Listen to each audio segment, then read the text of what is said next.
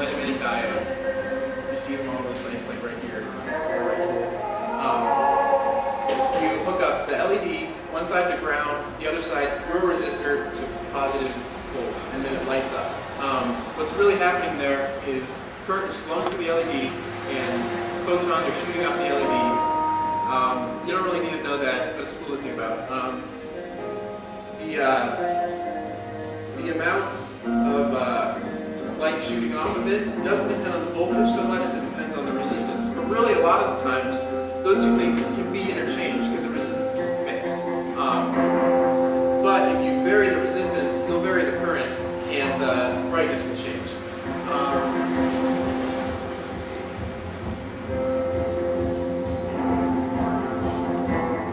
So here are two different LED circuits. I would ask you guys which one was right and wrong, but it says it on there.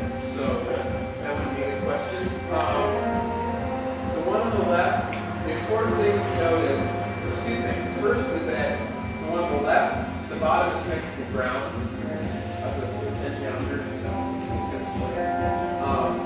This is potentiometer, resistor, battery diode, ground, that's positive volts. So if you had a battery, this would be the red terminal, this would be the black terminal.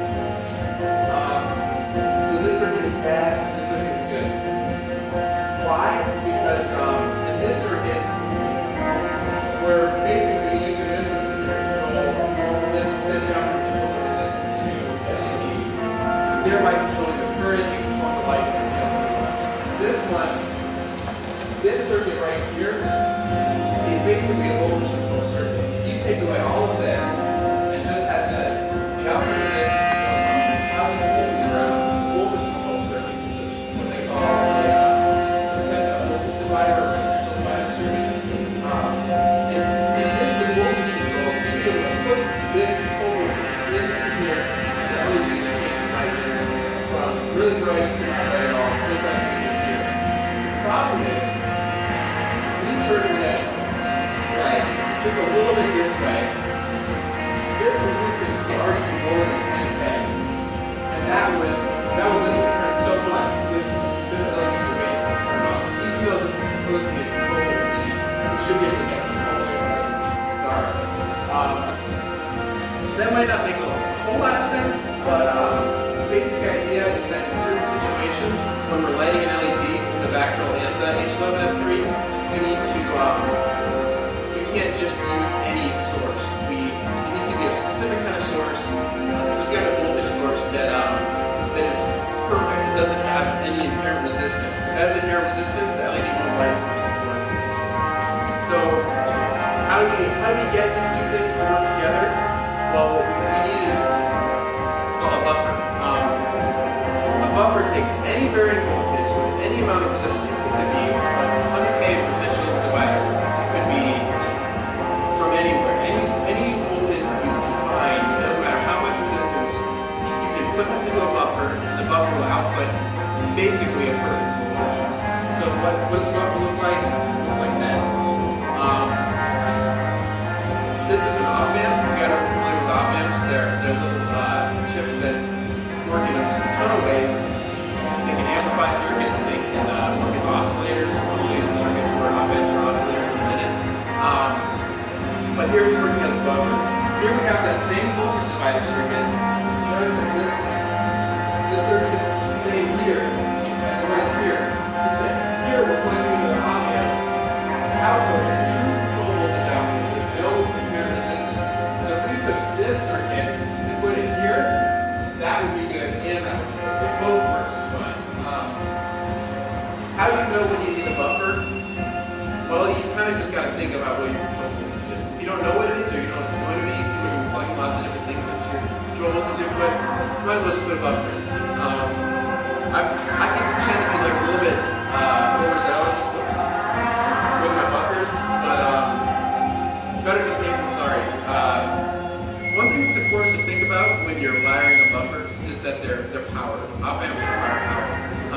For example, you might power 0 to 9 volts.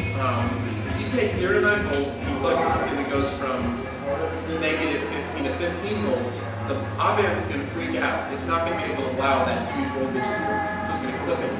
Quick bake is the same thing as distortion. And basically what it'll do is if you have like a triangle wave, it'll turn it into more like a square wave. So just think about how big is the voltage that I'm putting into this? Is it bigger than the supply voltage? And do I really need one?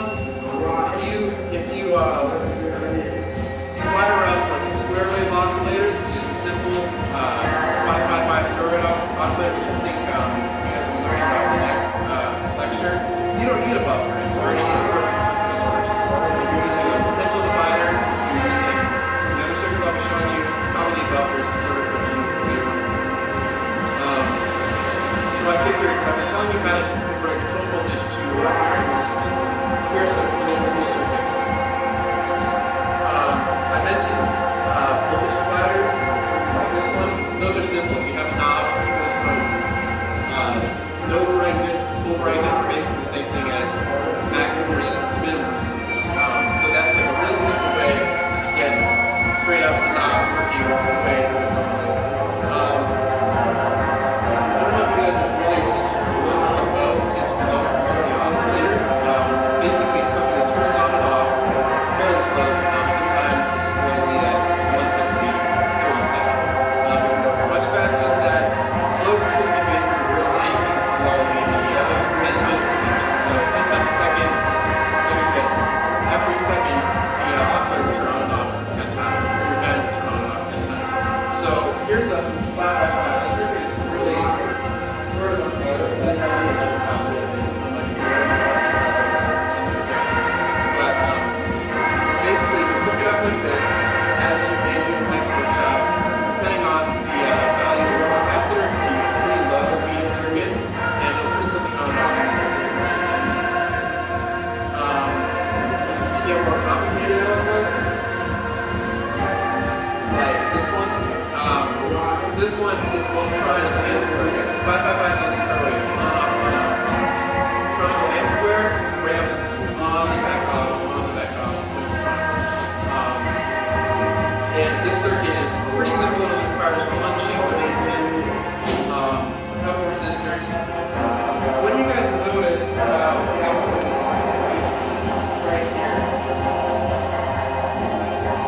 The important thing is that this is like basically large potential divider. It has the potential to have a resistance on the output. And that was a problem before. So in order to get the circuit to work just like you want it to, you might need to lower output. This specific one, I pretty much do it that way so that it would work well without a buffer, drive the LED directly, but you can get resistance depending on how you use it. So that's what basically it is. This is probably my favorite LFO. I don't know if you guys are familiar with the guitar pedal, the infinite phase. It's a really crazy guitar pedal. It uses this LFO. I think it's okay. I'm showing you guys the circuits built free online, but this LFO, triangle, square, sawtooth, ramp, so it goes like this, ramps up, then ramps up again, ramps up again, goes like that. Anything in between, it does it. But again, what's the problem here? Right here. This output also has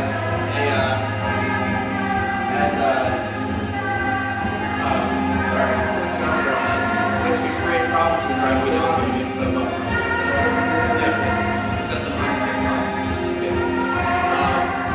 That is a pretty complicated circuit. Probably wouldn't have time to make one today, but this, like I said, I'll put this handout on my website. You're welcome to make it anytime. Also, other things like an envelope control. Envelope controls are things that the louder the input is, the greater the voltage output is. So, you guys are familiar with envelope filters, or like a guitar pedal that automatically makes like a wah sound when you play your guitar. That's an envelope control. It's controlled by the envelope or the loudness of the input signal. Those are control voltage sources. Sequencers also can be. You can sequence through a set of control voltages. We'll get to that later, actually, when we get to digital circuits. And there are also a ton of other control voltage sources, like random voltage generators and stuff like that. You can go crazy. Once you have a circuit that takes a control voltage input and converts to a resistance you can play with that with, you can put it and plug anything into it. You can get all kinds of interesting sounds.